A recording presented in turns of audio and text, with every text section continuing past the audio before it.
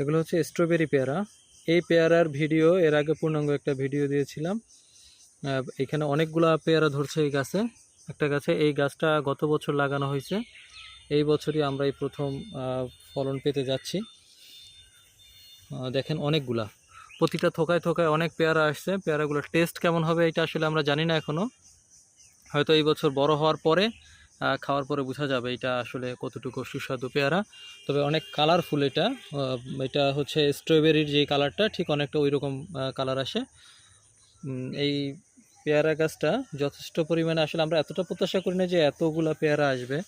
এখন দেখা যাক আসলে কতটুকু পরিচর্যা করে আমরা টিকিয়ে রাখতে পারি। সর্বোচ্চ চেষ্টা করব যাতে ফলন খুব ভালো হয়, এবং এই যেই পেয়ারাগুলো বের হয়েছে এই পেয়ারাগুলো যেন টিকে থাকে, তার জন্য আমরা এখানে যেই কৃষি অফিসে যে পরামর্শগুলো লাগে সেই পরামর্শগুলো আমরা এখানে করব।